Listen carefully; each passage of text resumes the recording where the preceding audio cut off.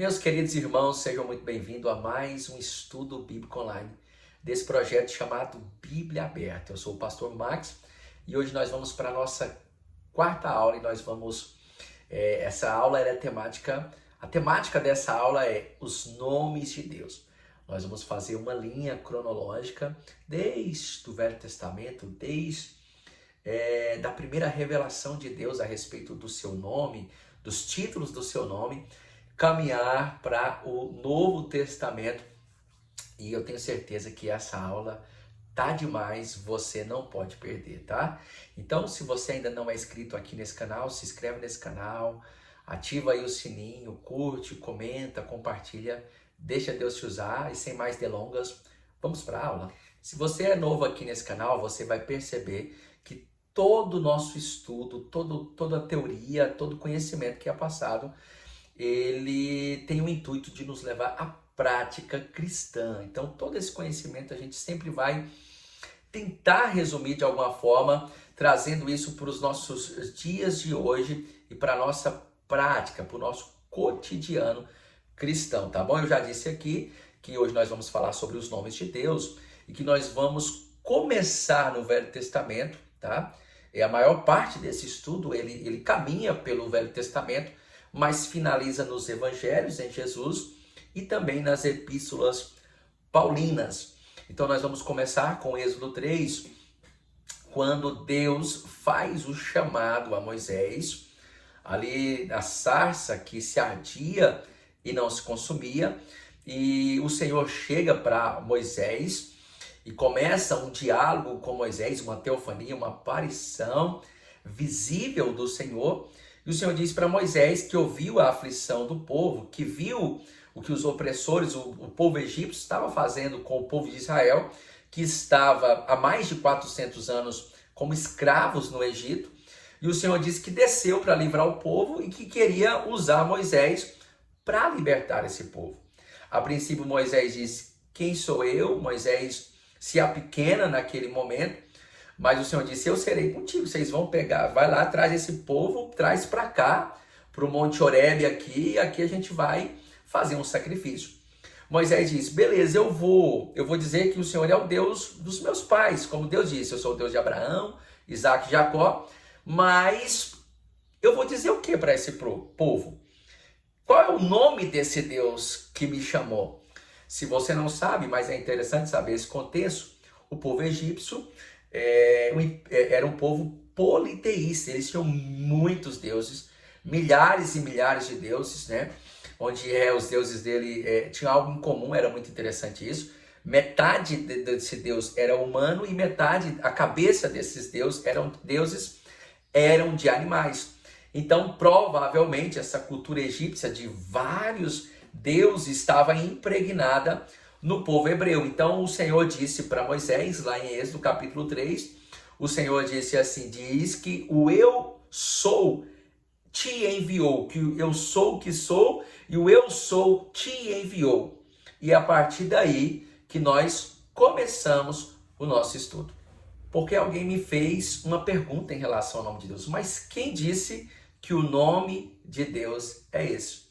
Quando nós olhamos para esse texto e para aquilo que é original dentro desse texto, nós encontramos 4 consoantes que nós vamos denominar aqui o tetagrama, que são consoantes que faziam que o nome de Deus fosse um nome impronunciável, que fosse um nome que não tivesse uma pronúncia.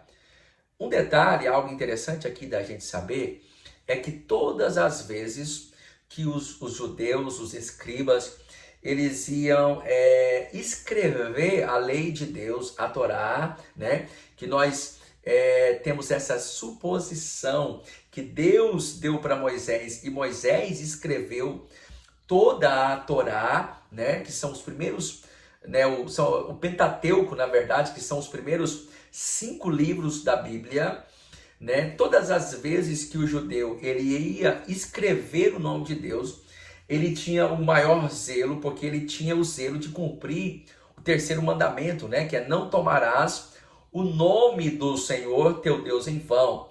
Então o judeu ele sempre se purificava para escrever ali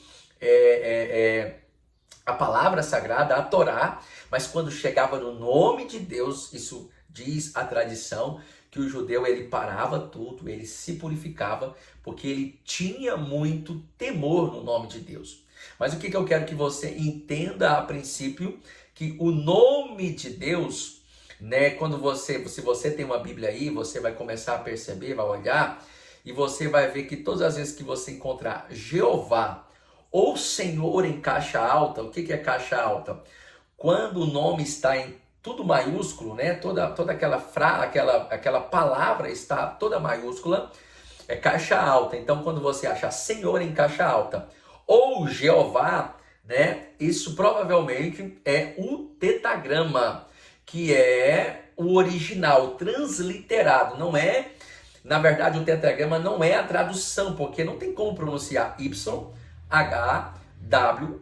Isso não tem como ter uma tradução. Isso é algo transliterado, que na verdade não é como nós entendemos, mas é como é. Tradução é como nós entendemos.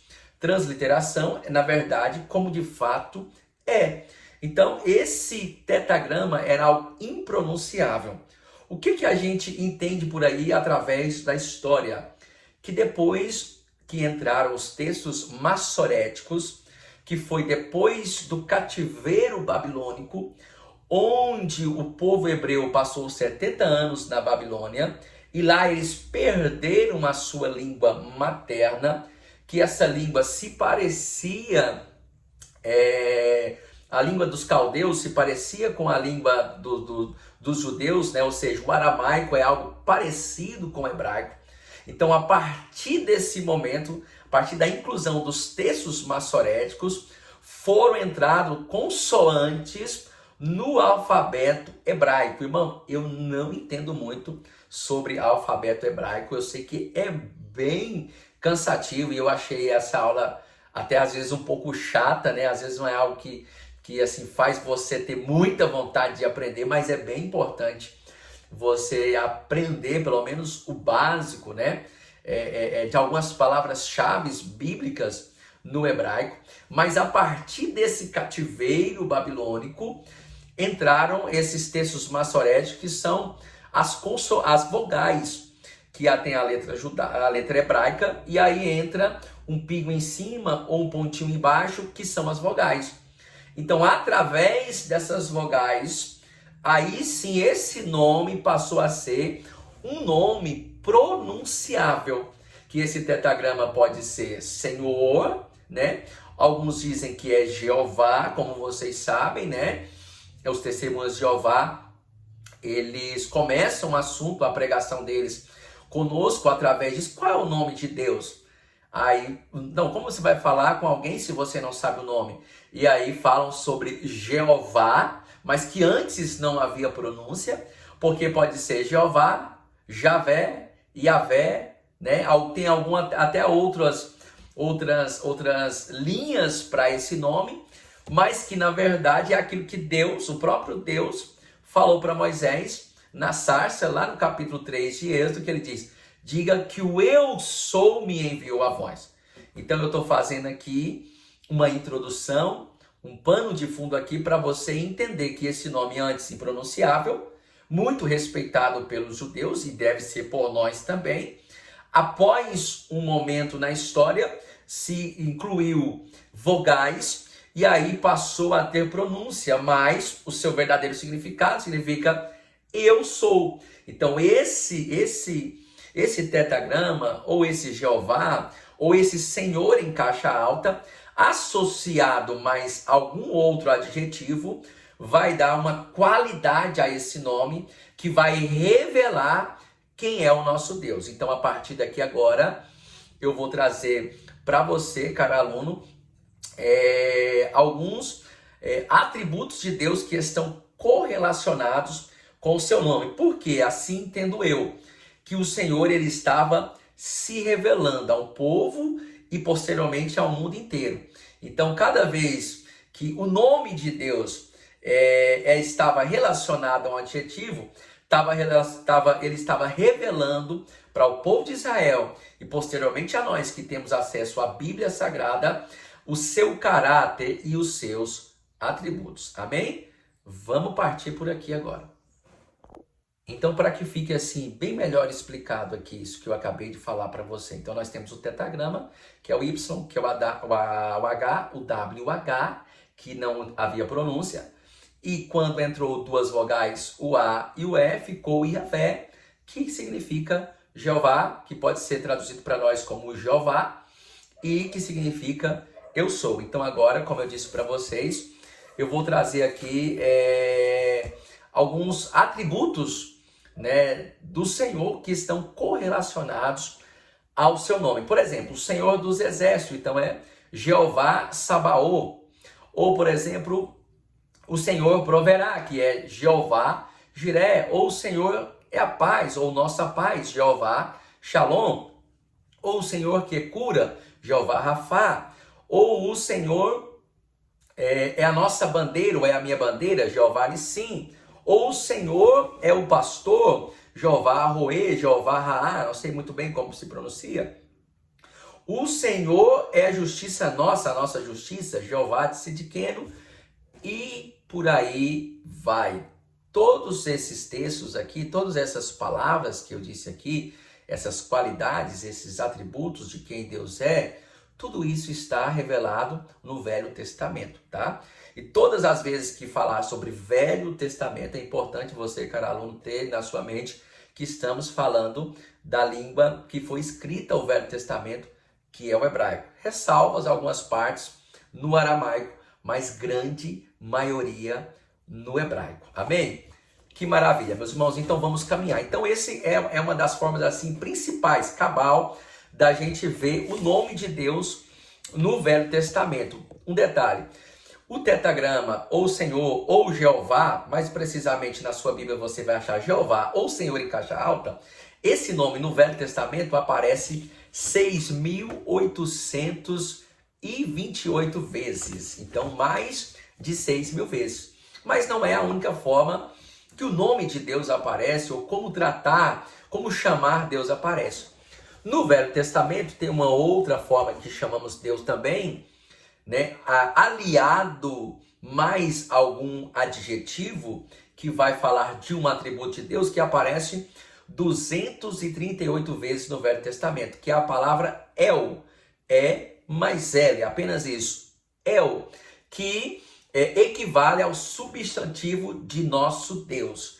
Então nós temos atributos de Deus correlacionados com El. Por exemplo, o Shaddai mais o El fica assim, ó, El Shaddai, o Deus Todo-Poderoso. El Elyon, o Deus Altíssimo. El Olam, o Deus Eterno, e por aí vai, tá? Tanto o tetragrama, quanto tanto o Jeová ou o Senhor, quanto o El, eu falei somente alguns. Existem vários adjetivos. Nós temos aqui o nosso PDF e nós vamos disponibilizar esse PDF para você, tá? Estamos caminhando aqui pelo Velho Testamento dos nomes de Deus que foram revelados a nós.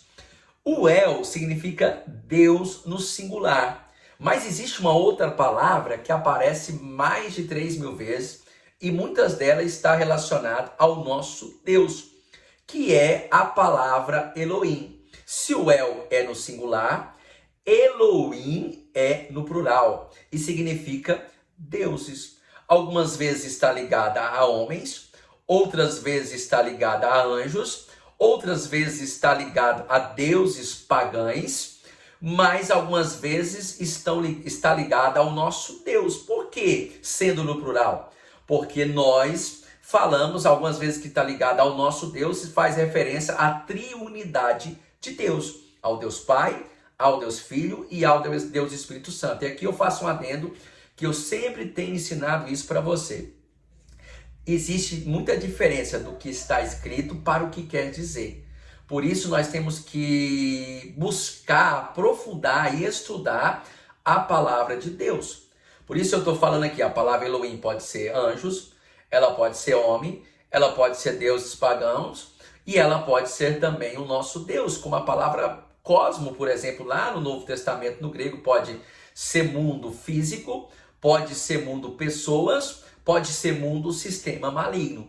Então você que é estudante da palavra de Deus, comece a colocar isso como meta no seu coração.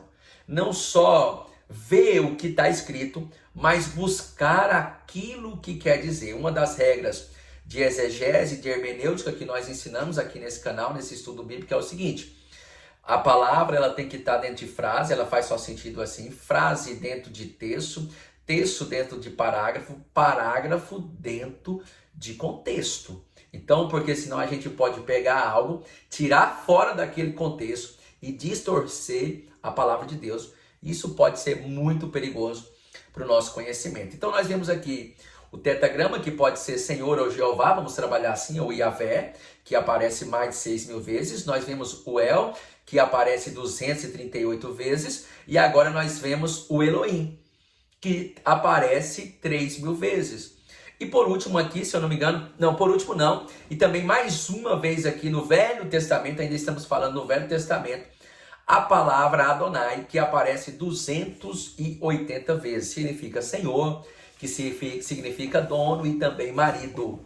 Não estamos fazendo aqui um entendimento exaustivo, tá? De tudo que se fala, eu só estou mostrando para você aqui como uma aula simples, como uma aula introdutória, como uma aula que vai fazer com que você tenha desejo de se aprofundar mais.